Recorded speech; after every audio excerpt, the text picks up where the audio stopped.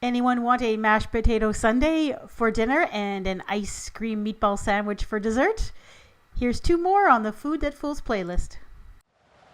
Let's see what's cooking. Let's get the facts. Let's see what's cooking. It's time for Yo-Yo Max 12.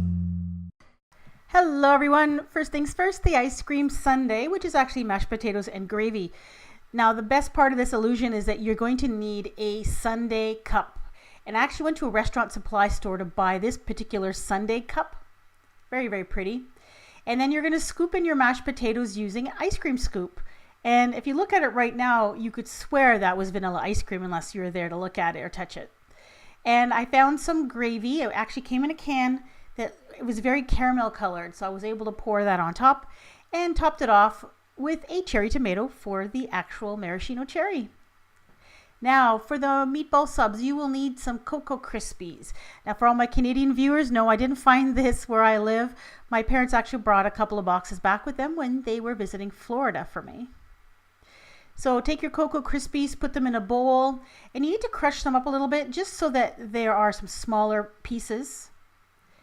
But you still want a few larger pieces, so kind of half crush them up. You can do this in a Ziploc bag as well with a rolling pin. I just used my hands because I was only doing a small amount. Then take about a tablespoon's worth of ice cream, depending on how big you want the meatballs. Kind of form it roughly into a ball shape. Don't worry about it because it's going to melt in your fingers. Plop it into the Cocoa Krispies bowl and then form it into a ball shape while you're rolling it into the Cocoa Krispies. And the Cocoa Krispies kind of act like an insulator and it keeps them from melting as quickly as you're forming it. However, as soon as you're done the meatball, it goes immediately into the freezer on a plate. And I put them in the freezer as I was making them. Now you need to find something to use as the meatball sub bun. Now we have these little desserts here. They're called half moons. And it's like a Twinkie. It's got like a golden sponge cake with cream in the middle. And I just kind of split it open to get two halves. You could also use pound cake. Take a chunk of pound cake and you can carve it into whatever shape you want. That's what's great about pound cake. So I kind of used a sharp knife just to carve it into a meatball sub bun shape. You could also use stick donuts. They're kind of like a donut that's rectangular, long, oblong kind of a shape. I looked all over for them locally and I wasn't able to find them, but you may be able to get those where you are. I think those would be perfect for this. You could even use an eclair that doesn't have any chocolate on it. You could either leave the cream in or scoop the cream out and just slice it in half. That would be another option as well. So there's a meatball sub bun completed. Now for the marinara sauce, you can use strawberry or raspberry jam. If you have the seedless kind, that would be best. And I thinned it out using this strawberry sundae syrup just to make it a little bit more runny. Stirred that together.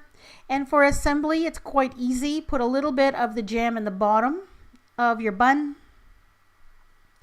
And then add your frozen meatballs. And then top it with a little bit more of the strawberry jam or the raspberry jam. And if you'd like, you can even sprinkle it with a little bit of grated white chocolate to make it look like Parmesan cheese. Now, of course, these have to be either served immediately the way they are, or they have to go back in the freezer until you're ready to serve them because it's an ice cream dessert. There we are. Now here is the half moons. A little bit of the jam.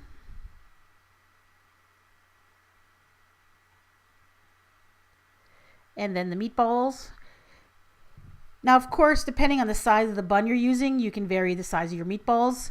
If you don't want to use the ice cream, another great alternative for this is to use Ferrero Rocher candies. You know these little chocolates that have the hazelnut filling and they've got the hazelnuts on the outside covered in chocolate? They look just like meatballs.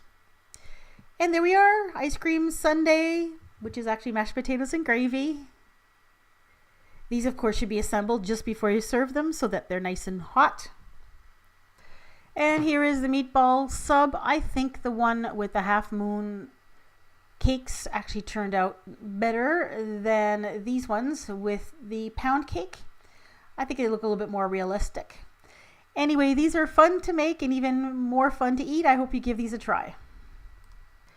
These would be a lot of fun for April Fool's Day, or you can just declare Wednesday next week as Topsy-Turvy Day and just do everything backwards. And that means having dessert for dinner and dinner for dessert. So if you could make this meatloaf cake and cupcakes for dinner, and you could have these tacos, which are made with candies and cake and frosting for dessert.